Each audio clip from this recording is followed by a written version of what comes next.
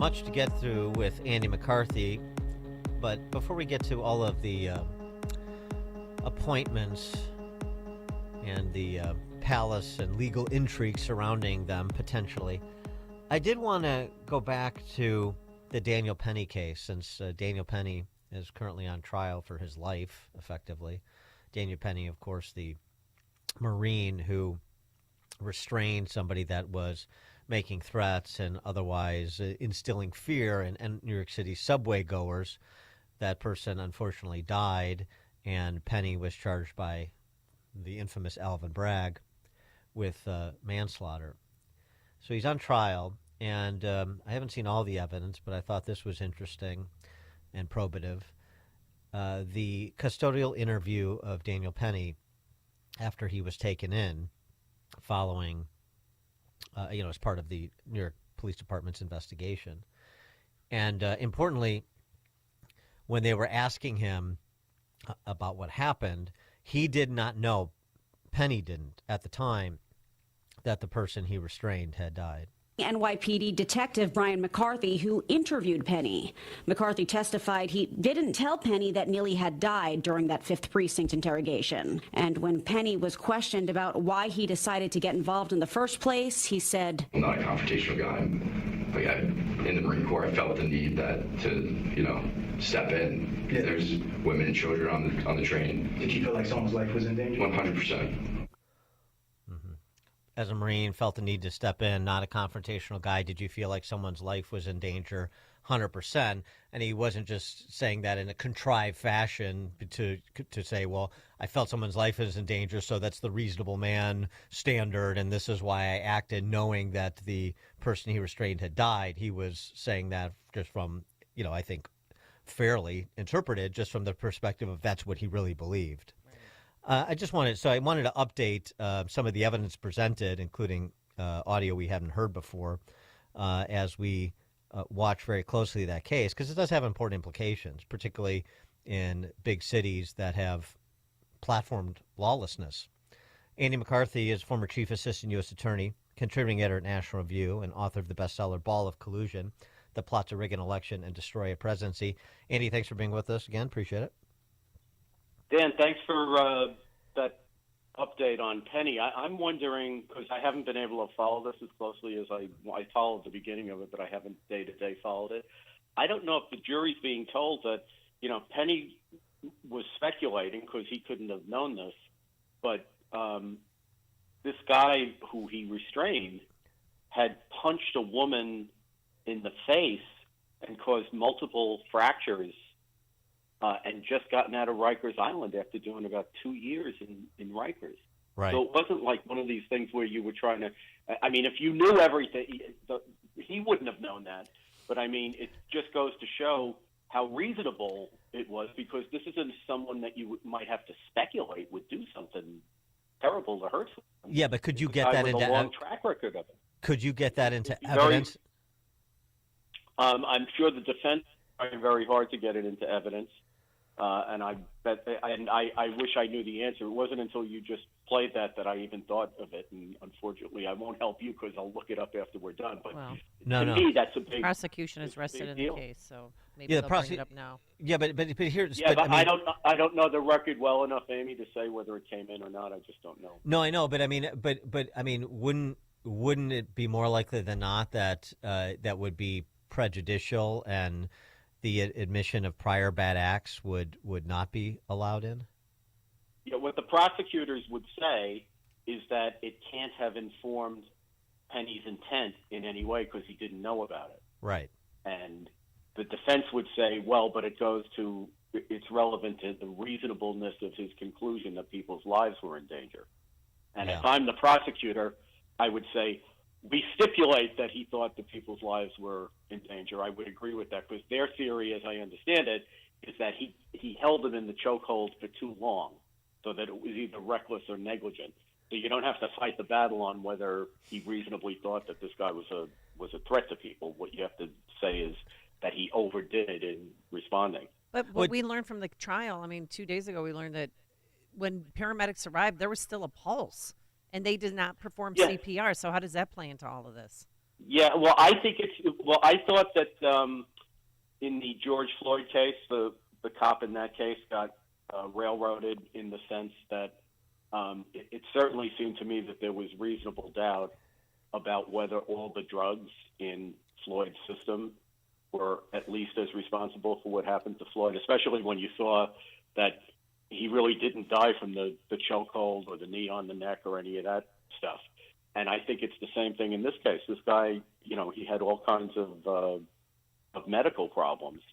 And, when you put yourself, as this guy did, in a high-stress situation, and you have all those deadly drugs in your system, if I'm a juror, there's got to be at least reasonable doubt as to whether there's an alternative cause. And it seems to me that the important thing for Penny is I think he acted reasonably, and to me, the evidence that he acted reasonably is very strong. To the point I think you guys are making, this case, in a sense, for people like Alvin Bragg, has already served its purpose, because the point here, it almost doesn't matter what happens to Penny, right? The point here is the left, the progressives were running New York, telling people, if you dare intervene under these circumstances, especially in a racially charged type situation, which they will make racially charged even if it wasn't racially charged when it happened, that we are going to come after you like a ton of bricks. And what ends up happening is that Daniel Penny's, if you're a New York subway rider, I rode the subways in New York for decades. If you're a New York subway rider, what you hope in your life is that you have Daniel Penny on your train. Right. Everybody knows that. And if they found the 12 people in Manhattan who would convict that guy, then none of them rides the subway. But just to be clear, in your view, this is a case that should never have been brought. Correct. Yeah. Because the interorum effect on good people who would intervene, the old saying that, and we heard this a million times when I was a prosecutor, it's true. When every second counts, the cops are only minutes away. Mm-hmm. In a lot of situations, you're going to have to hope that good, brave people intervene. And that's most situations in life. In most situations in life where crime is committed, violent crime is committed, a cop is not on the scene. All right, let's move over to the cabinet.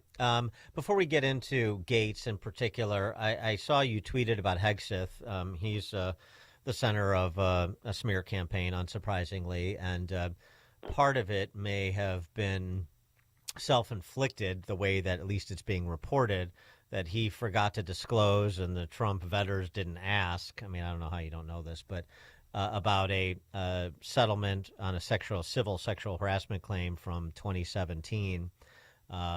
His lawyer has spoken on his behalf, saying that he rejects the accusation, but because it was in the middle of the Me Too era and he was concerned about losing his job at Fox just with the idea of an allegation, he settled for some fraction of what was demanded of him and so forth. But you vouched for him on X after he was nominated, and I just want sort of your firsthand perspective on Pete Hegseth. I think it'd be interesting to hear. Well, I think he's a great American patriot. I'm offended by the idea that people try to marginalize and dismiss him as a media commentator. I'm especially amused that the people who did that were themselves media yeah, who all want to be taken very seriously, right? But I guess because he's on Fox, that somehow changes that equation. But he's a very thoughtful guy. When I met him, by the way, it was before he had anything to do with Fox, and it was in connection with an organization that does a lot of important work on foreign policy and national security stuff. He's a very thoughtful guy. I hate the credential business, but as long as they play this game, he's Harvard and Princeton educated. And I thought the big rap on him, and I completely understand this, I think it's fair game to ask him about this, is he's never run a big organization before. Mm-hmm. But you tell me who can run the Pentagon. Because as long as I've been alive, which which unfortunately is getting to be a very long time, although I guess it's better than the alternative. But the Pentagon has never been run well by anyone. It's had nothing but procurement scandals and overspending and the left hand not knowing what the right hand was doing, intelligence failures that would blow your mind. So now suddenly we're worried about like whether he can run a big organization. Tell me who's run the big organization that's done a great job at it. I don't know, whoever the last guy was that actually passed an audit. So what century was that? I hear what you're saying. Don Rumsfeld was a very able guy, and even his career even is a good indication. Like, he had a very distinct idea of what like a lightning quick, fast military, and he was trying to change it in that direction. And then right after he finished a quadrennial report, I think it was September 4th, 2001, 9/11 happened. And suddenly we need a heavy footprint military, exactly the opposite of what he was trying to build. So, it's a very complicated job, and I don't think that anyone has mastered it because it's just a beast. It's enormous. It's 3 million employees. So do you think that this is going to hurt his chances of being confirmed? Yeah, of course it is, but I still think he could be confirmed. I think, Clarence Thomas had a very tough confirmation. I heard Ann Coulter, I think, is the one who brilliantly said this. The people we want are the people who get confirmed, like 53-47. Exactly. I'm not saying that the people who get confirmed 99. Like, look, Scalia got confirmed 99-0, like the greatest justice of my lifetime and a lot of our lifetimes. So I'm not saying it never works out, but I don't. The fact that somebody gets confirmed 53-47 usually means that they've taken strong stands in their life. And if the people who object are all the right people, then I'm fine with that. Well, more so now than ever, too. I mean, it's a much different environment than it was when Scalia was confirmed. So Gaetz and all this sort of public theorizing about recess appointments and the Federal Vacancies Act. I wish Trump would intercede and just say, look, the people of this country, American citizens, put us in charge in the White House and Congress. They want us to do very specific things. So we need to exercise the power they have generously conferred upon us, move my appointments through John Thune and Republican senators, and let's get busy moving those flags that we were sent to Washington to move, and just leave it at that. Well, I mean, if he says that they sent the president and Congress there, that implies that Congress has a job to do, and yes, what they're supposed to do is vet people to see if they're worthy candidates. And I don't think that Gaetz is a worthy candidate. But if the point is that Trump can't find a single person who is loyal to him, who could get confirmed in a 53-47 Republican Senate, who would go into the Justice Department and do the kind of things that need to be done in the Justice Department, I just think that's ridiculous. Well, why? He needs Gaetz to do it? No, you gotta be kidding me. Well, come on. Well, I mean, but now let's apply the Hegseth standard to Gaetz. I mean, with respect to admittedly a relatively thin resume as a practicing attorney, but nonetheless someone that has demonstrated, at least through congressional hearings, he's a pretty good interrogator, and even some on the other side, including Moskowitz, part of the Florida congressional delegation, Democrat, say that he's a sharp guy and he's a capable guy. So why not the same bandwidth for Gaetz that you give Hegseth? Hegseth is a combat veteran with 2 Bronze Stars, who did 3 combat tours and has been working on veterans issues for 15 years. How does that even compare to Gaetz? It's not even close. Well, I'm talking about experience running a large organization, right? I mean, I'm saying no one can run that organization. Well, so what's the okay? But I mean, what's the infirmary? What's the specific? What's the case? What's the case for? I'll give you the case for Gaetz. The case for Gaetz is that He is being sent to do something that is not dissimilar to some of the other nominees for cabinet posts, which is to change the culture in the Department of Justice, to deliver a reckoning.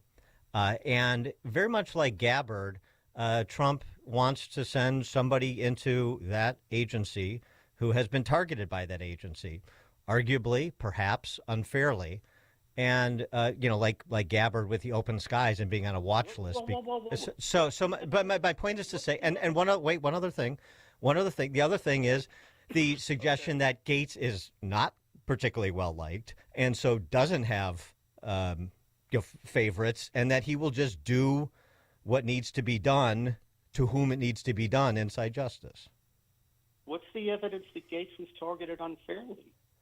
Gaetz was investigated by the Trump Justice Department. All that stuff about the leaks, those leaks didn't come from the FBI. I love that story. The leaks came from the defense lawyer for the accomplice who they were investigating and who was trying to inflate Gaetz's importance because that was important to him in terms of whatever slice he was going to get off his sentence. But they had abundant basis to investigate Gaetz. And he got investigated very fairly. He was investigated by the Trump Justice Department, who didn't say boo about it. And then the Biden-Harris Justice Department, on what looks to me like it was a very close call, decided not to bring charges against him on grounds of knowledge, basically like whether he knew the fact about the woman who was in question that made that problematic.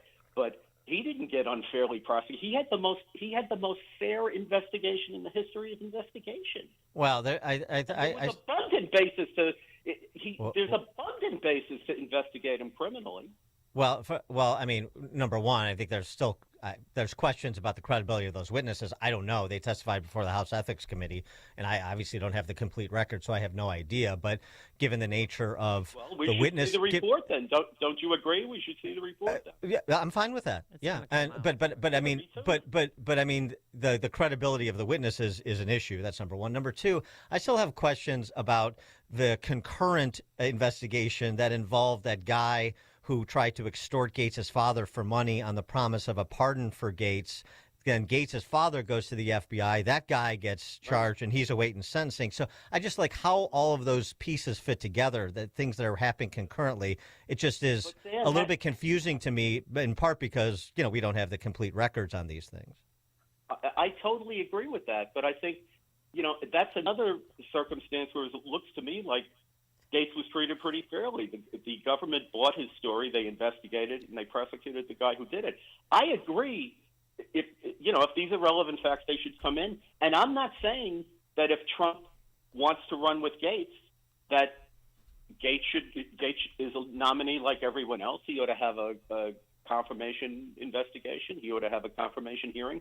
I just don't want to. I think it's ridiculous to have a fugazi process to get somebody through who's unconfirmable. If you want to run with him as a nominee in the regular course, then put him up there and let the Senate make a vote. Well, if not him, I agree who with do you that. want to see in that position? Oh, I think there's a million. First of all, I think Todd Blanche, who's going to be the deputy, would be fine. Someone like Matt Whitaker would be fine. There's a number of people who are in Trump's orbit who know the Justice Department well, which Gaetz doesn't. Who are experienced lawyers, which Gaetz isn't. I'm just as concerned because I'm one of these people who's actually thought about what's wrong with the Justice Department for a number of years and thought about how you reshape the FBI. I worry about somebody like Gaetz. Even if I liked him and I had no concerns about his background, the Justice Department will eat you alive if you don't know where the levers are. And he doesn't. And I don't think he can go in there and do what has to be done. Not that he doesn't want to, just I don't think it's in his wheelhouse. Yeah. And I don't mean that as I have a number of things that I could say about Gaetz that you might call barbs, but I don't mean that as one of them. I just don't think he's not. You want somebody to go in there and do the things that have to be done. For example, marginalize people in the civil rights division. Yeah. Figure out where the problems are, the people who are embedded in, who are civil service protected as opposed to political appointees. FISA reform, whether the FBI ought to be doing foreign counterintelligence rather than cops and robbers stuff, all that kind of stuff. That's all got to be done, and I want to see it done as much as anybody else does who's watched the Justice Department closely. I just don't think this is the guy. Well, me too. But I mean, what about the idea that, so talking about Whitaker and talking about Blanche and perhaps others, you surround him with people, and then you've got a DOJ, well, you've got an AG that isn't going to be putting a wet blanket on people who do know the path to the reforms, the structural reforms that are required. You have somebody that will back the play of the practitioners who know, as opposed to being a bottleneck at the secretary level, and he'll have a team around him that does know the landscape. I just think I just ask myself, as somebody who has like a once in a lifetime opportunity to come in and do this stuff, why would you not want to have the best people? Why would you bring a problem in? The Justice Department works. It really matters who the Attorney General is. If the Attorney General is Mike Mukasey, the Justice Department works one way. If it's Merrick Garland, it works a different way. It always matters who the Attorney General is, and I don't think that the goal shouldn't be to take somebody who's subpar and put them in the most important position and then put a bunch of strong people around them and hope that works out. How about getting a strong person to be the boss? Andy McCarthy, former Chief Assistant U.S. Attorney and contributing editor at Nash Review, also the author of the bestseller Ball of Collusion, The Plot to Rig an Election and Destroy a Presidency. Andy, thank you as always. Good discussion. Thanks, guys. Have a great day. Thanks, you too. And he joined us on our turnkey.pro answer line.